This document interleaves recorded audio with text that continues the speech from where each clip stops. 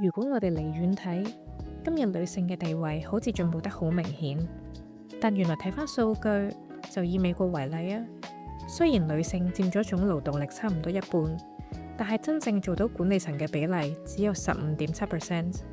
而做到 CEO 嘅更加只係大約得3%。有學者甚至預測，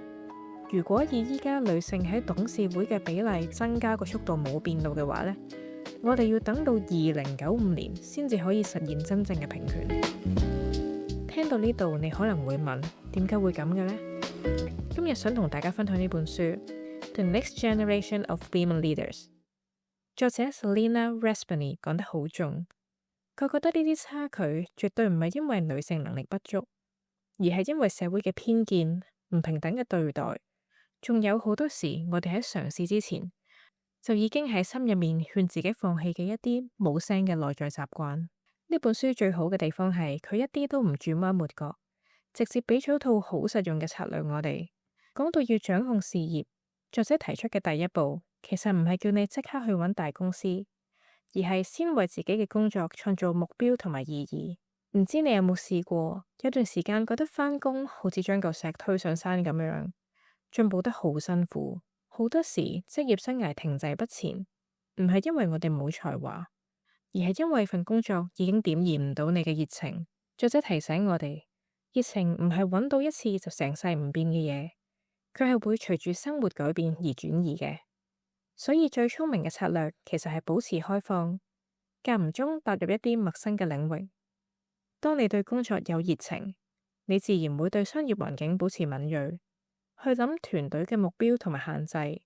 甚至會思考自己嘅工作點樣配合大局。咁樣你做嘅每一個決定都會比之前更加有遠見。而呢種意義感往往嚟自一啲意想唔到嘅地方，好似有啲人中意做會計，因為一步一步幫個客慳到錢，覺得好有成就感。有啲人中意廣告，因為佢可以結合創意同埋商業。亦有人因為幫到人買樓上車而覺得自豪。其實規律好簡單，你唔需要做傳統嗰啲所謂幫到人嘅職業，都一樣喺你嘅工作入面揾到目標。如果而家嘅你覺得有啲迷茫，書入面介紹咗一種好得意嘅工具，叫做3句話嘅夢想傳記。你可以喺毫無限制嘅情況之下去寫得理想中嘅自己。你會擁有一啲咩享譽盛名嘅專業呢？你會做緊啲咩熱愛嘅工作？同埋你會擁有啲乜嘢嘅人脈啊？寫完之後可以用幾個誠實嘅問題幫自己做個壓力測試。邊啲活動會令你忘記時間？喺工作入面你最想聽到咩嘢嘅讚美？如果金錢唔係問題，你會做啲咩呢？如果你仲係覺得好唔清楚，不如留意下自己嘅偏好。例如你喺制度化嘅環境入面會覺得安全啲，定係喺一啲模糊但係變動快嘅環境之下會表現得更加好呢？試下做個簡短嘅日誌記錄，去觀察自己嘅長期模式。當你揾到適合自己嘅方向之後，下一步就要睇下點樣喺日常嘅工作入面建立信譽同埋影響力，等升職成為自然而然嘅下一步。一講到信譽或者影響力，你可能第一時間會好驚，以為要去玩攻心計，要去上位。但係作者話，真正嘅聲譽其實係建立喺2件事上面。成果同埋關係，我哋冇辦法否認，每份工作實際上都係包含住2份小嘅工作。第一份係技術型嘅，即係你崗位入面需要嘅專業知識；第二份係通用型嘅，好似溝通、團隊合作同埋執行力，即係我哋成日講嗰啲 transferable skills 或者 soft skills。想贏到人哋嘅信譽，最快嘅方法其實係先做好基礎。入到一份新工，你可能需要幾個月時間去調整適應公司嘅期望。如果你太早就將精力分散去搞其他嘢，好容易會俾人覺得你就係嗰啲吹水嘅人。相反，做好第一份技術嘅工作，你就等於幫自己創造咗一個最穩陣嘅平台。好消息係，表現優秀並唔代表你會做嗰個技術最強嘅人。好多成功嘅領導層其實都唔係行內最頂尖嗰一個專家。當然啦，佢哋喺專業上面一定會足夠稱職，但更重要嘅係佢哋會通過人類工程呢個技能，即係發揮佢哋嘅影響力嚟到脫穎而出。技術往往只係佔成功嘅一小部分，更加大嘅部分係嚟自你點同人合作。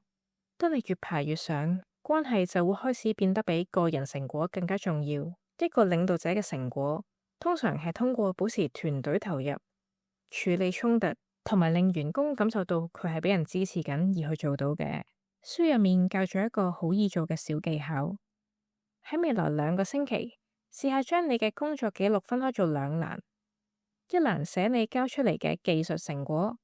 而另一欄就寫你創造出嚟嘅關係成果。例如你幫手澄清咗一個誤會，又或者幫同事更加快搞掂咗一件事。如果其中一欄係長期空溜溜嘅，你就會知道邊度需要修補啦。當你累積到呢啲具體嘅記錄，下次開會或者做 appraisal 嘅時候，你嘅發言就會變得容易好多，因為你攞出嚟嘅係一啲實際嘅貢獻，而唔係模糊吹出嚟嘅印象。喺職位上建立好信譽之後，順理成章嘅下一步就係要擴大能夠為你開啟大門嘅人脈。我諗一提到人脈呢件事，好多人就會聯想到一啲好尷尬嘅社交聚會，覺得好似要收買人心，好做作咁樣。但係其實理想嘅人際網絡係可以幫你擴闊思維，甚至喺你唔在場嘅時候，仍然會有人幫你主動去出聲。好多資深嘅女性領導者喺回顧自己晉升嘅道路嘅時候呢，都會將主要嘅原因歸功於人脈，尤其是有一個人喺前面指引佢哋，幫佢哋加快腳步。好多公司一啲非正式嘅小圈子，往往對男性更加有利。部分原因係管理層多數係男性，而人其實通常會傾向提拔自己熟悉嘅人。有一項針對4000幾名專業人士嘅調查發現，男性更加有可能將職業成長歸功於專業嘅人際關係經營，而女性就更加多會指向佢哋自己嘅衝勁、熱情同埋家庭喺背後嘅支持。呢個數據反映咗女性有時可能會低估人際關係對塑造機會嘅直接影響。咁點樣可以自然啲去建立人脈呢？方法就係唔好將佢當成一場交易，而係通過共同嘅 interest 去建立聯繫。當我第一眼睇到 interest 呢個字嘅時候，我開頭以為係興趣，睇到後面先發現，其實佢係代表緊利益同埋關注點。呢一個利益嘅翻譯一啲都唔負面嘅。作者舉嘅例子好日常，例如喺會議之後提出一個有深度嘅問題，主動加入一啲跨部門工作去識新同事，又或者同前同事保持聯絡等等。呢一啲嘅聯繫往往會帶俾你一啲喺正式渠道揾唔到嘅資訊，例如邊個真正影響緊決策呢？邊個項目而家最受支持？又或者未來呢一個行業需要咩技能呢？有時最大嘅收穫往往始於一句簡單嘅說話。你可能喺培訓或者大會入面遇到某個人，發現大家面對緊差唔多嘅難題。如果你繼續去跟進，隨住時間建立信任，呢段關係就有可能轉化成為有清晰成果嘅真正合作。而呢啲成果就會變成其他人喺茶餘飯後讚賞你影響力嘅故事。聽日返公司，你可以試下做個小實驗，挑選3到5個有唔同優勢嘅人，去幫自己建立一個隱形嘅小型智囊團。入面要有一個可以俾到坦誠反饋嘅人，一個好熟悉公司文化嘅人，同埋一個職位高度可以幫你做倡議嘅人，同時提供一啲少少嘅回報，例如分享一個有用嘅資訊，又或者引薦其他人。人脈其實可以建立得好舒服。當你背後有咗支持你嘅人際關係，跟住落嚟要學嘅就係點樣冷靜自信咁爭取你想要嘅嘢，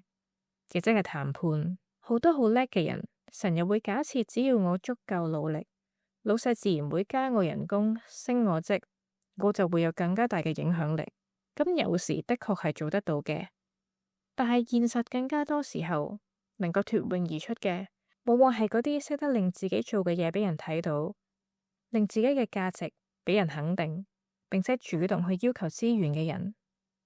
談判從來都唔係搞對抗，佢係一種塑造機會嘅過程。對好多女性嚟講，談判最難跨越嘅心理關口係擔心自己會唔會要求得太多，或者會唔會破壞咗段關係。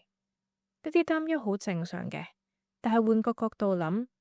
迴避對話其實即係訓練緊其他人去幫你決定你嘅未來。